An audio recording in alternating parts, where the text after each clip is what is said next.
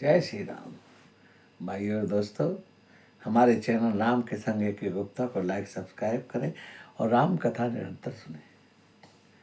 आज कल से आगे की कथा करते हैं। कल किस प्रकार राम जी ने विभीषण जी ने राम जी को बताया कि मेघनाथ एक अशुद्ध प्रकार का राक्षसों वाला यज्ञ कर रहा है। प्रभु अगर उसका वो यज्ञ पूरा हो गया तो वो जीतने में नहीं आ सकता, इसलिए उसका यज्ञ तुरंत विध्वंस कराइए। तब राम जी ने लक्ष्मण, हनुमान, अंगद, नल नील सबको, बड़े बड़े योद्धाओं को भेज दिया सेना के सहित। और अब आगे क्या हुआ? जाई कपि सो देखा वैसे, आहुति देत रुधिर अरु भय से। कीन कपि ने सब जग विधंसा, जब न उठई तब करहि प्रशंसा। वानरों ने जाकर देखा कि वह बैठा हुआ है और खून भय से की आहुति दे रहा है और वह यज्ञ विध्वंस कर दिया, फिर भी वह नहीं उठता है। तब वे उसकी प्रशंसा करते हैं। तत्पि न उठई धरे कच जाई, लाधन हति हति चले पराई। ले त्रिशूल धावा कपि भागे, आए जहाँ रामानुज आगे। इतने पर भी वह नहीं उठा। तब कपियों ने जाकर उसके बाल पकड़े हैं और लातों से मारा है। तब वह त्रिशूल लेकर दौड़ा है और बानर भागे हैं और वहाँ आ गए हैं जहाँ पर राम जी के भाई लक्ष्मण जी खड़े हैं। आवा परम क्रोध कर मारा, गर्ज घोर तब बारहि बारा। कोपि बारुत सुत अंगद धाये, हति त्रिशूल धरनि गिराए। वह अत्यंत क्रोध का मारा हुआ आया और बार बार भयंकर शब्द करके गरजने लगा है। हनुमान, अंगद आदि क्रोध कर कर दौड़े हैं और उसकी छाती में त्रिशूल मारा है, गिरा दिया है उसको। प्रभु कहे छाड़ इसी शूल प्रचंडा, सर हति कत अनंत जुग खंडा। उठि भौरि मारुत सुत जुवराजा, हति कौपि ते घाव निवाजा। फिर उसने प्रभु लक्ष्मण जी पर प्रचंड त्रिशूल छोड़ा है। लक्ष्मण जी ने उसको बाण से 2 टुकड़े कर दिया है। हनुमान जी और युवराज अंगद फिर उठकर क्रोध कर कर उसे चोट करने लगे हैं। फिरे वीर रिप मरई न मारा, तब धावा करी घोर चिकारा। अवत देख क्रोध जनु काला, लक्ष्मण छाड़े विषक कराला।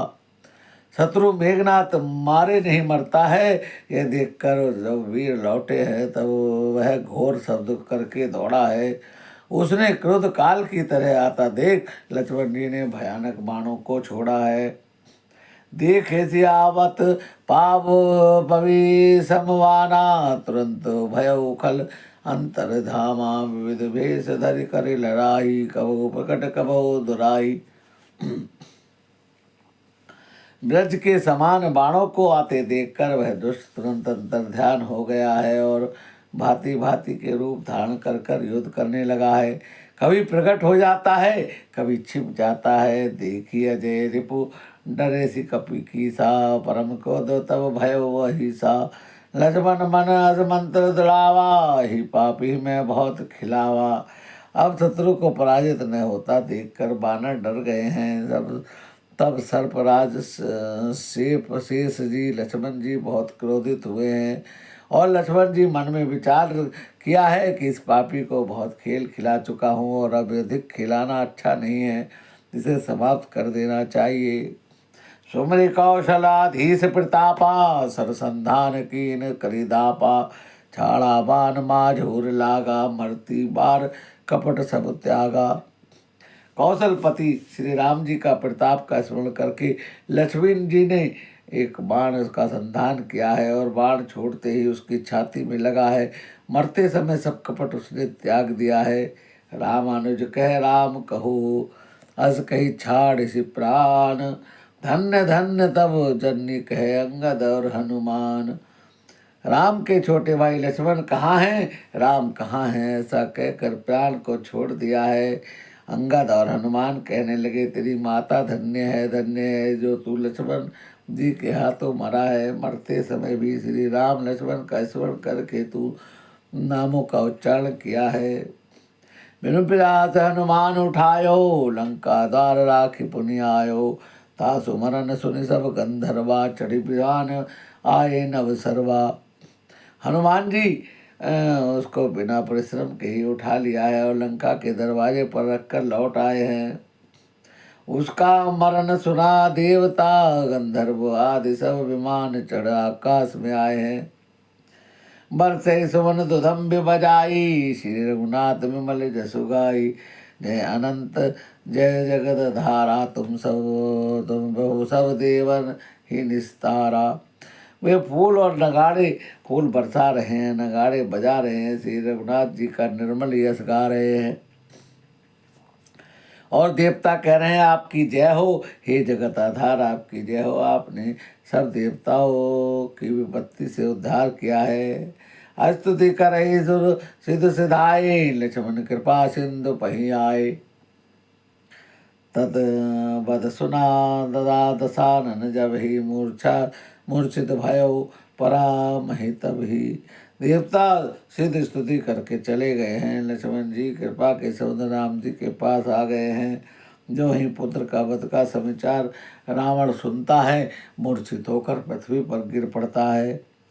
मंदोदरी रुदन कर भारी, उड़ता रणन बहु भांति पुकारी। नगर लोग सब व्याकुल सोचा, सकल कहे दस कंधर पोचा। मंदोदरी छाती पीट पीट कर रोती है और पुकार करती है, और नगर के सब लोग व्याकुल होकर कहने लगते हैं कि रावण जो है कमजोर है राम जी के सामने। तब 10 कंठ विविध विधि, समझाई सब नारी। न सबर रूप जगत सब देखो, हृदय विचार सियावर राम जय जय, मेरे प्रभु राम जय जय राम। तब रावण ने सब स्त्रियों को अनेक प्रकार से समझाया है, और जगत को मिथ्या बताकर यह विचार करके देखो कि जगत सारा नाशवान ही है। तिन्हें ज्ञान उपदेशा रावण, आपन मंद मंद कथा सुन पावन परम। पर उपदेश कुशल बहु तेरे, जे आचरहि ते नरन घनेरे। रावण ने उनको ज्ञान का उपदेश किया है, वह स्वयं तो नीच है, पर उसकी कथा बहुत पवित्र है। दूसरों को उपदेश देने में बहुत लोग निपुण होते हैं, पर ऐसे लोग अधिक नहीं हैं जो उपदेश के अनुसार अनुचरण भी करते हैं। निशा सिरानी भयो मिन सारा, लगे भालू कभी चार हो दारा। सुबट बोलाई दसारन बोला, रनसन को जाकर मन डोला। रात बीत गई है, सवेरा हुआ है, रीछ बानर चारों दरवाजों पर आ डटे हैं। युद्ध का बुलावा देश देशमुख रावण ने कहा है, लड़ाई में शत्रु के सन्मुख जिसका मन डामाडोल हो। सो अवही बरु जाओ पराई, सजुग विमुख भय ने भलाई। निज भुज बल मैं बैरु बढ़ावा, देव उतरु जो रिपु चढ़ियावा। अच्छा, वह अभी भाग जाए, युद्ध में जाकर विमुख होने भागने में भलाई नहीं है।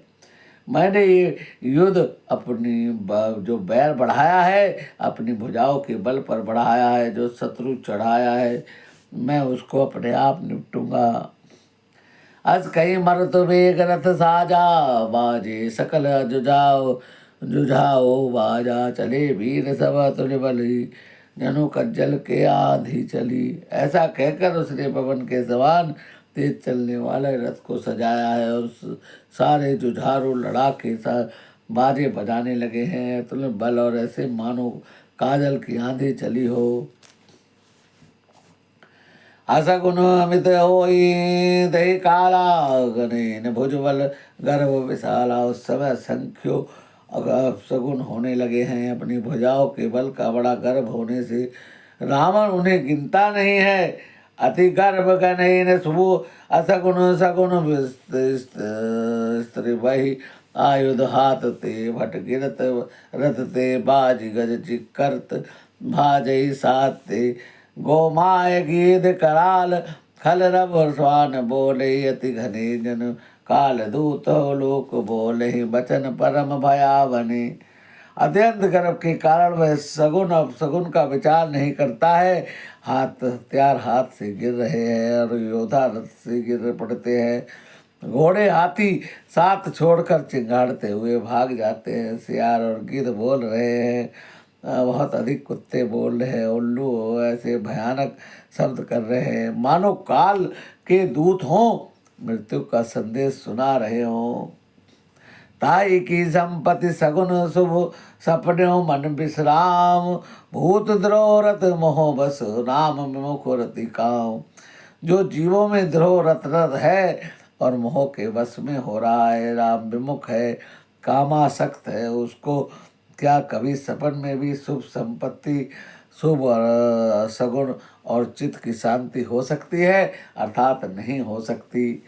जो राम जी से विमुख है और जो मोह में फंसा है, उसको कभी शांति नहीं मिलती है। भाई और दोस्तों, आज की कथा को यहीं विराम करते हैं, आगे की कथा कल करेंगे।